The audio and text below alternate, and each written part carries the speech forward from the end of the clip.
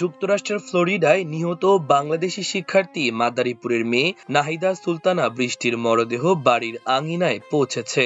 দুপুর 1টা 20 মিনিটে মরদেহবাহী অ্যাম্বুলেন্সটি মাদারীপুর সদর উপজেলার খোয়াজপুর ইউনিয়নের চর গোবিন্দপুর গ্রামে আসে।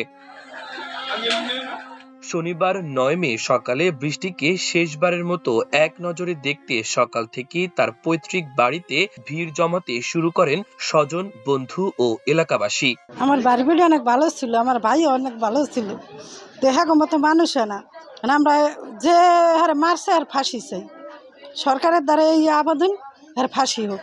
এই পরিবারটা অনেক ভালো, অনেক ভালো, অগমতনের মানুষই হইতে পারে না দুনিয়াতে, জানেন? ওরা যে সভ্য শান্ত, ওরা যে যেই আচার ব্যবহার জন্মের ভালো, ওরা জন্মের নিরহ মানুষ।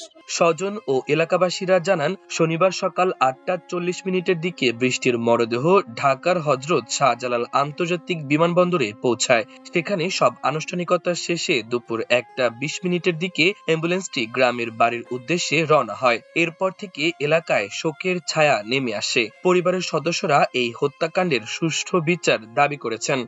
আমাদের মাইয়া, আমার বাড়ি ও ওই দেশে গেছে, যাক এখন যেভাবে হোক আর এইভাবে ধর হত্যা করব কোনোদিনই কল্পনা করতে পারিনি। এখন আমরা এই সরকারের কাছে আবেদন জানাই, সরকারের কাছে বিচার চাই, যাতে ওর যেন ফাঁসি হয়, এটি আমাদের প্রত্যাশা। যারা মারছে যেন ফাঁসি হয়। খুব মেধাবী ছাত্র ছিল, যেভাবে পড়াশোনা করতে সেভাবে পড়াশোনা করাইছে, অনেক টাকা পয়সা খরচ করে তাদের পড়াশোনা করেছে, মানুষ করছে। আজকে মেধাবী ছাত্র দিকে আজকে চান্স পাইছে উন্নত শিক্ষার জন্য, যুক্তরাষ্ট্রে গেছে। আজকে তারা কি জন্য হত্যা করলো এটা মান্য নেওয়া আমাদের পক্ষে খুব কঠিন। আমরা নিজেরা সান্ত্বনা করতে পারি না, বুঝ দিতে পারি না আমার ভাই কিভাবে থাকবো, কিভাবে বাচ্চা থাকবো। আজকে একটা মানুষ এমনি মৃত্যুবরণ করে, আল্লাহ নিয়ে যায়, এটা মান্য নেওয়া যায়, কিন্তু বিনা অপরাধে যে হারে টুকরা টুকরা করলো এটা আমরা মানতে পারতেছি না। অপরাধীরা বিচার চাই, কঠিনভাবে জানি আমরা বিচার চাই। আমরা পরিবার জানায়, আসরের নামাজের পর সদর উপজেলার চর গোবিন্দপুর উচ্চ বিদ্যালয় মাঠে বৃষ্টির জানাজা অনুষ্ঠিত হবে। জানাজা শেষে পারিবারিক কবরস্থানে তাকে দাফন করা হবে। তো মানুষ হ্যারে নিচে দেখেছেন গেছে, আন্নাল তো যাইতো না, হেছে না হলে এই কাম করিয়া হালাইব, এটা জানছিল না হের বাপ মাই। তা হেরে কোন উদ্দেশ্যে কোন অপরাধে মারলো এইটা আমরা চাই, এটা আমরা বিচার চাই, সূক্ষ্ম বিচার চাই এটা। পরিবার সূত্রে জানা যায়, নোয়াখালী বিজ্ঞান ও প্রযুক্তি বিশ্ববিদ্যালয় থেকে কেমিস্ট্রি অ্যান্ড কেমিক্যাল ইঞ্জিনিয়ারিং এ স্নাতক শেষ করে বৃষ্টি রাজধানীর বাংলাদেশ প্রকৌশল বিশ্ববিদ্যালয়ে বুয়েটের স্নাতকোত্তরে ভর্তি হন। তবে স্নাতকোত্তর শেষ করার আগেই ইউনিভার্সিটি অব সাউথ ফ্লোরিডায় ফুল স্কলারশিপে পিএইচডি করার সুযোগ পেয়ে 2025 সালের 25 আগস্ট তিনি ঢাকা থেকে যুক্তরাষ্ট্রে যান।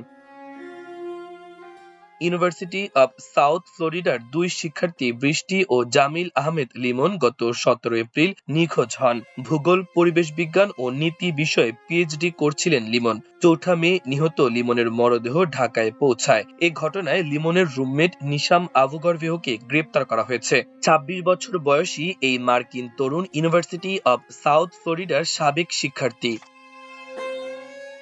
এদিকে লিমন ও বৃষ্টিকে মরণোত্তর ডক্টরেট ডিগ্রি দেওয়ার সিদ্ধান্ত নিয়েছে ইউনিভার্সিটি অব সাউথ ফ্লোরিডা কর্তৃপক্ষ।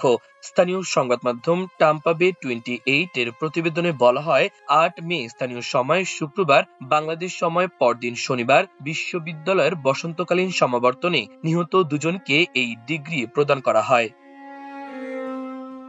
এর আগে বৃষ্টির মরদেহ শনিবার সকালে ঢাকায় শাহজালাল আন্তর্জাতিক বিমানবন্দরে এসে পৌঁছালে তার বাবা জহিরুদ্দিন আকন অশ্রুসিক্ত চোখে সাংবাদিকদের বলেন, আসলে এই দিনটার জন্য আমরা কখনোই অপেক্ষায় ছিলাম না। আগামী জুলাইয়ের 17 তারিখে ও ল্যান্ড করবে, এভাবে আমরা প্রস্তুতি নিয়েছিলাম। রাত 2:30টার সময় এখানে ল্যান্ড করবে, আমরা ওভাবে ওকে নিয়ে আসব, কিন্তু তার আগেই ওকে নিয়ে আসলাম। তবে জীবিত না, মৃত, এই আর কি।